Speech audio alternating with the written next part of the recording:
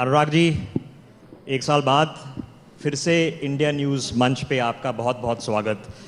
मैं सीधे सवालों पे शुरू करता हूँ। 2022 ख़त्म होने को आ गया है, 2023 शुरू हो रहा है। आपके हिसाब से इस साल में आपकी सरकार की सबसे बड़ी सफलताएं क्या हैं? नमस्कार। पहले तो इंडिया न्यूज़ के सभी दर्शकों को आभार प्रकट करता हूं, देश की जनता का, जिन्होंने मोदी जी को एक बार फिर अवसर दिया था देश की सेवा करने का। और अगर मैं पिछले 3 वर्षों की बात करूं, 1 वर्ष की बजाय, तो आप देखेंगे 2 वर्ष लगभग कोरोना काल ने देश और दुनिया के सामने बहुत बड़ा संकट खड़ा किया। तो सबसे बड़ी बात तो यह है कि संकट के समय किसी ने निकालने का काम किया। तो मोदी जी की वो दूरदृष्टि थी जिसमें भारत के वैज्ञानिकों को वैक्सीन बनाने की जिम्मेदारी भी दी गई, सही समय पर बनाई भी, और 200 करोड़ से ज़्यादा वैक्सीनेशन भारत ने गांव-गांव, शहर-शहर, गली-गली तक जाकर की। यही कारण है जिसके कारण जान भी बच पाई और अर्थव्यवस्था भी आगे बढ़ पाई। तो एक और जान बचाना जरूरी था, दूसरी ओर अर्थव्यवस्था को आगे बढ़ाना जरूरी था। आज मैं कह सकता हूं, दुनिया भर में जो कोविड के समय सबसे अच्छा प्रबंधन रहा तो उनमें से भारत का नाम आता है।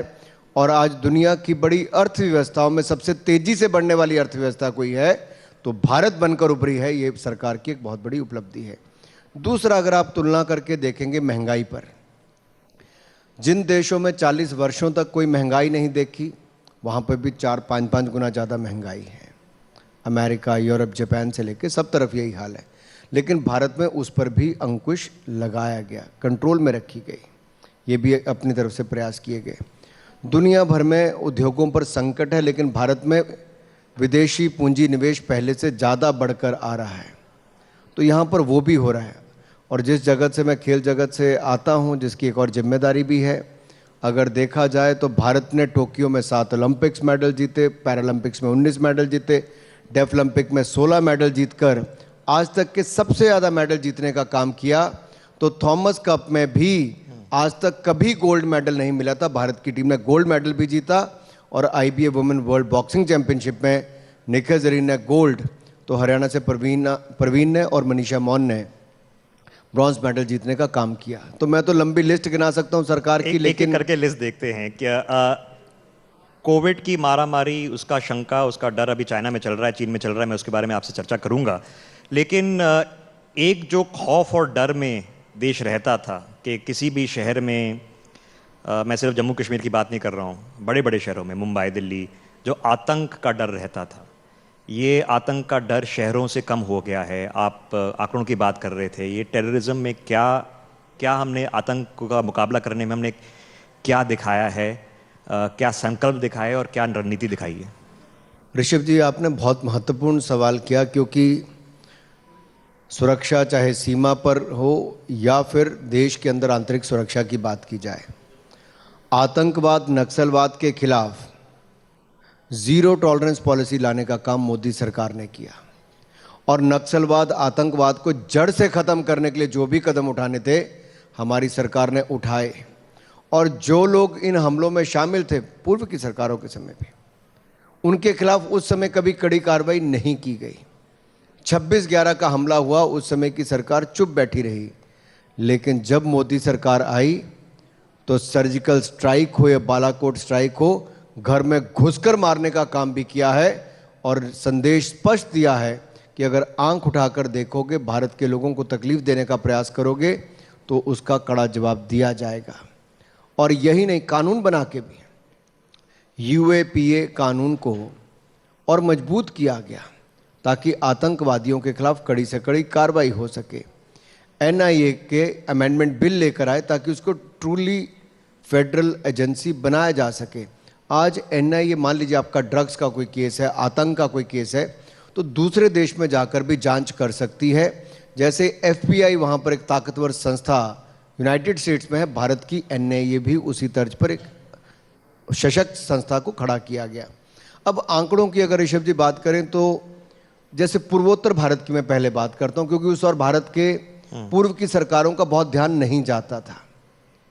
हमने क्या क्या किया? एक, इंसर्जेंसीज में कमी आई। कितनी? 80% की कमी इंसर्जेंसीज की घटनाओं में आई है और सिविलियन डेथ्स में 89% की कमी आई है।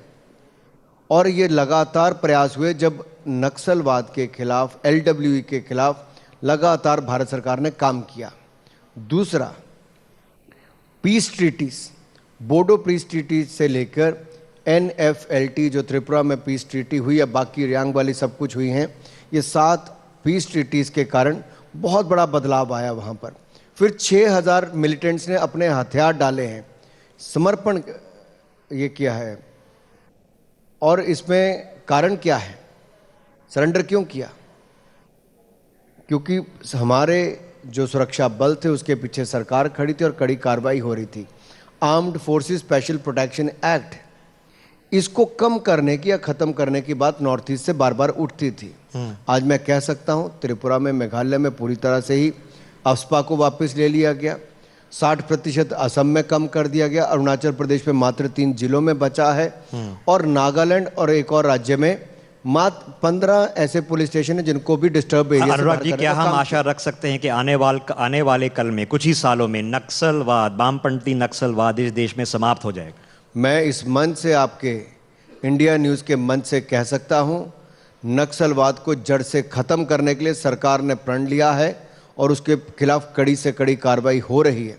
देश के कोने कोने में आपने देखा होगा नक्सलवाद की जड़ों को खत्म करने का काम करें। जम्मू कश्मीर में भी देखिए, आतंकवाद की घटनाओं में जिस तरह से हम कमी लाए हैं, बहुत बड़ा बदलाव आया है। धारा 370-35 से तो हटाया ही, आतंकवाद के खिलाफ कड़ी कार्रवाई भी की और इसका आपको संदेश भी सामने अनुराग जी, मिलता है। जो आतंकवाद जहां से आता है, जो पाकिस्तान में लोग, जैसे हमने बिलावल भुट्टो की स्टेटमेंट से देखा है, अपनी परछाइयों से डर रहे हैं। अब खौफ हो गया उनको कि हमारे घर में आके क्या क्या हो सकता है। फिर वो घिनौनी टिप्पणियां कर रहे हैं UN पे, कैसी चीज़ें बोल रहे हैं। ये क्या दिखाता है? उनकी औकात दिखाती है, उनकी सोच दिखाती है, या उनका खौफ दिखाती है? मैं तो यही कहूँगा, बिलावल का बिलबिलाना और बौखलाना ये इसलिए है क्योंकि जो धरती पर आतंकवाद को पनपने का अवसर देते हैं, उनको शरण देते हैं, उनको आगे बढ़ने का अवसर देते हैं, उनके खिलाफ कड़ी कार्रवाई हमने की है। सर्जिकल स्ट्राइक करके, बालाकोट स्ट्राइक करके बार बार उनकी कमर तोड़ने का काम किया है और दुनिया भर में पाकिस्तान का चेहरा बेनकाब किया है। FATF की ग्रे लिस्ट में भी पाकिस्तान का नाम, क्योंकि आतंक को फंडिंग करने का काम।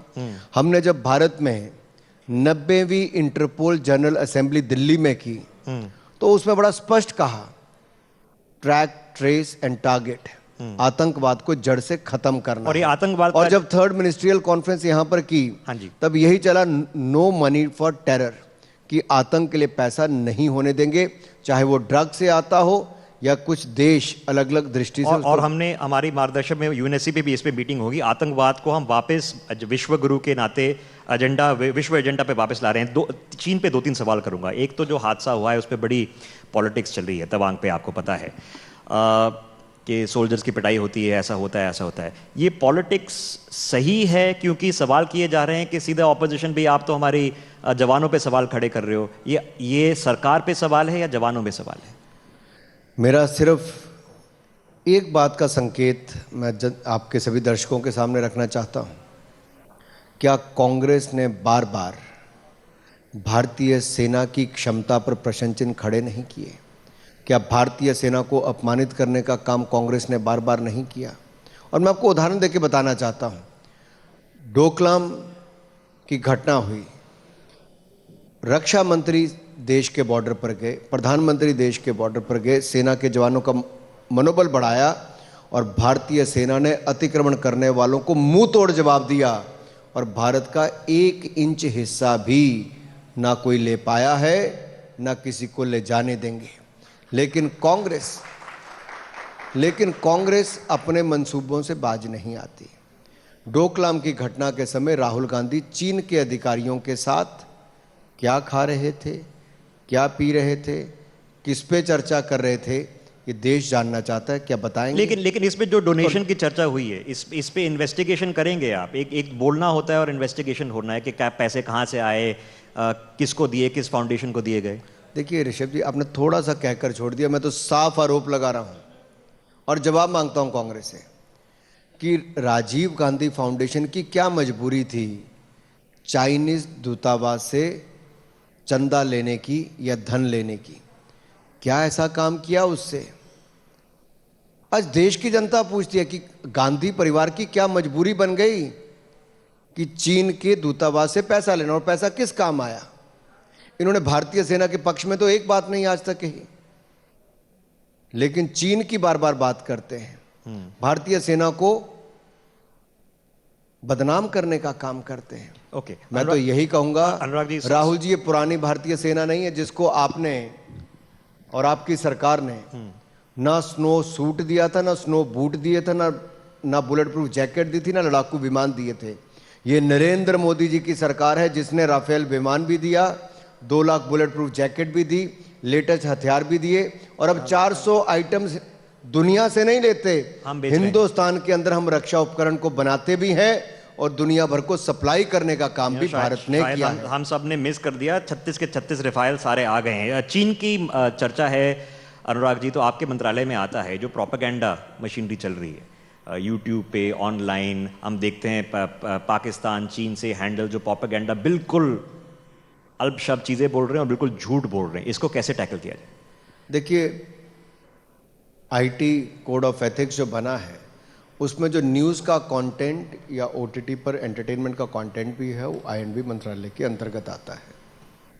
हमने पिछले कुछ दिनों में, अगर आप पिछले 1 साल की ही देखें तो उसमें ये भी है कि जो भारत को बदनाम करने का या भारत के खिलाफ षड्यंत्र रचने का काम जो चैनल्स करते हैं, जो देश में एक डिवीजन पैदा करने के लिए या फिर दुनिया भर में भारत के मित्रों के बीच में भी एक ऐसा एजेंडा फ्लोट करते हैं जो बिल्कुल झूठ है, जिसका सच्चाई से कोई लेना देना नहीं, उनके खिलाफ नियमों के तहत पूरी कार्रवाई की गई है और आगे भी ज़रूरत पड़ेगी तो कार्रवाई में डिपार्टमेंट कहीं पीछे नहीं रहेगा। ओके अनुराग जी, बहुत महामारी चल रही है, जो खबर घिस घिस के निकल के आती है चीन से, आपको पता है, बट जो वीडियो को देखने के मिल रहे हैं, जो रिपोर्ट आ रही है कि वहाँ पर महामारी हुई है। कल ही सरकार ने मीटिंग करी है।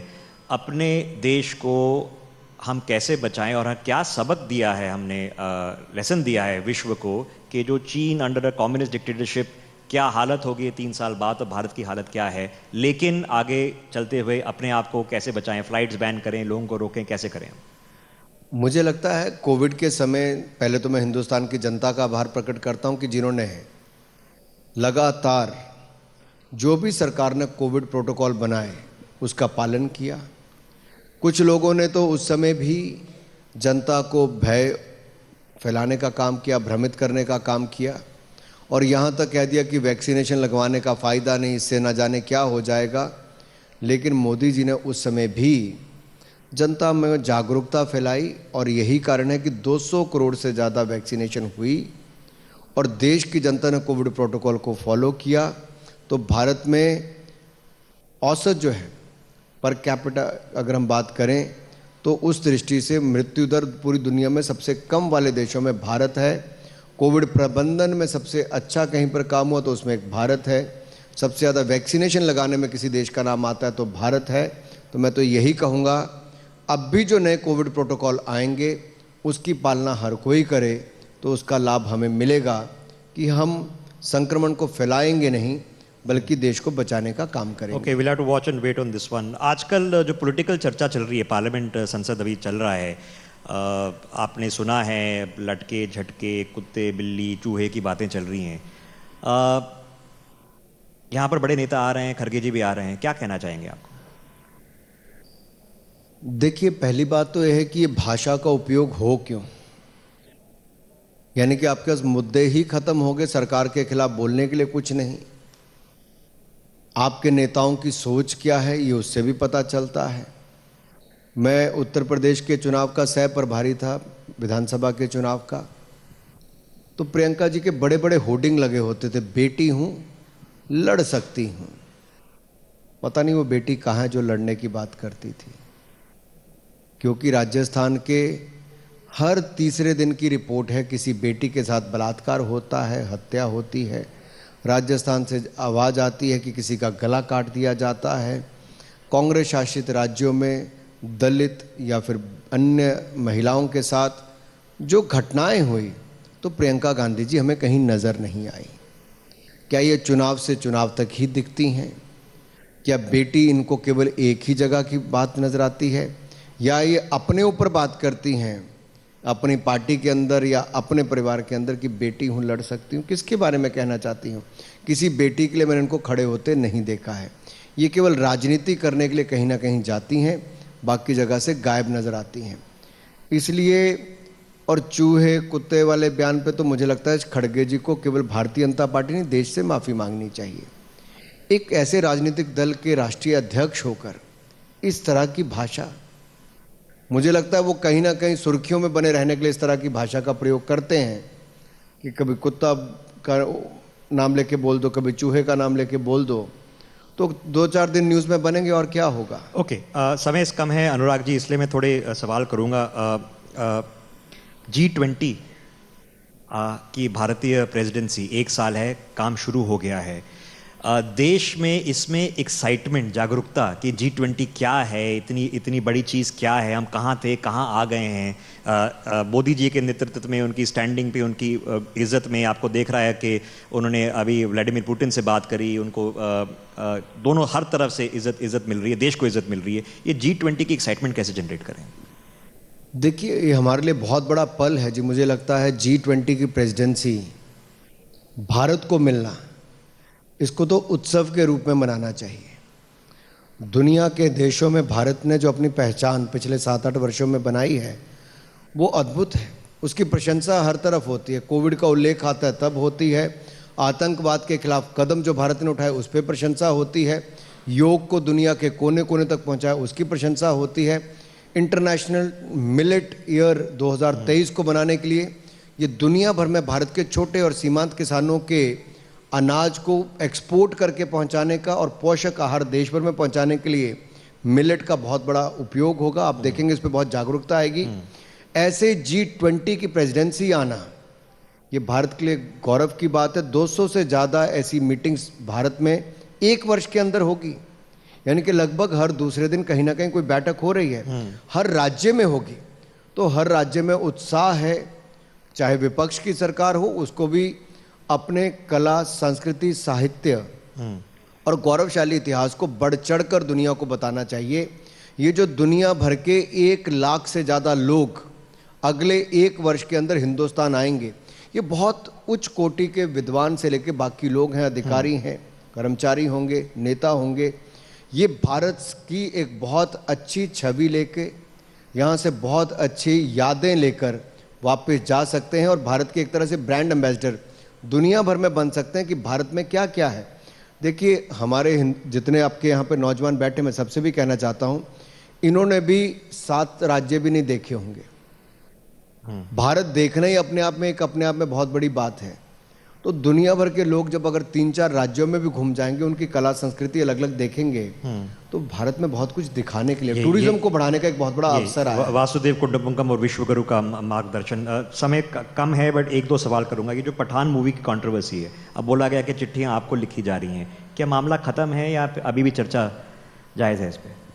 देखिए, central board for film certification इसके दायरे में आता है कि किस फिल्म को कौन सी अनुमति देनी है, क्या उसकी ग्रेडिंग होगी, कौन सा सीन में कुछ बदलाव करना है, नहीं करना। अभी वो स्थिति आनी है और जब आएगी, मुझे पूर्ण विश्वास है CBFC वाले उस पर उचित निर्णय लेंगे। ओके, हाल ही में फुटबॉल वर्ल्ड कप खत्म हुआ है। आपका कोई फेवरेट प्लेयर था फुटबॉल वर्ल्ड कप में? मेसी था और जीते हैं, लेकिन कहीं और का खिलाड़ी फेवरेट होना ठीक है। आपको बहुत शानदार फाइनल हुआ, अगर सही बात कही जाए, फाइनल हो तो ऐसा फाइनल हो।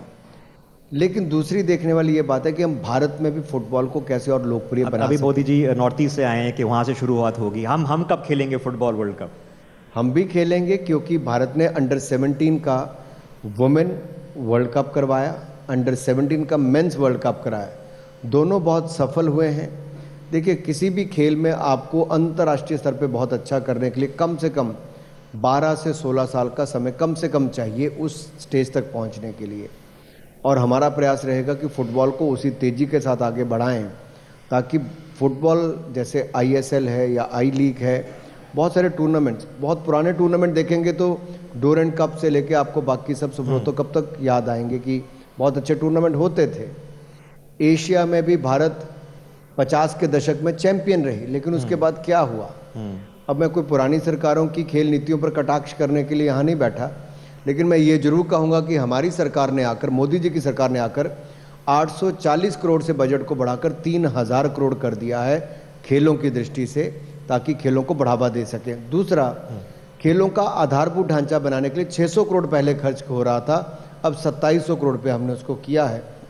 जो बजट अभी जो पैसा खेल के इंडोर स्टेडियम से लेके आउटडोर सब बनाने पे खर्च हो रहा है। ओके अनुराग जी, बस कुछ महीने रह गए, क्रिकेट का वर्ल्ड कप आ रहा है। आप रोहित, विराट, पूरी टीम को, पूरी देश जो उनके साथ लगी हुई, एक्साइटमेंट तो शुरू हो गई है, क्या संदेश देना चाहेंगे? मैं तो शुभकामनाएं जैसे आप देंगे वैसे मैं दूंगा, और आप सबकी ओर से टीम इंडिया को बहुत सारी शुभकामनाएं कि वो जीते।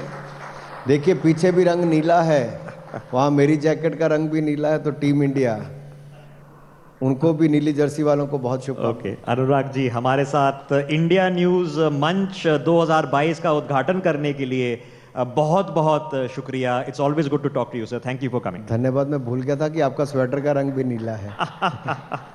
धन्यवाद, thank you very much. For more such videos, subscribe to the NewsX YouTube channel, hit the bell icon.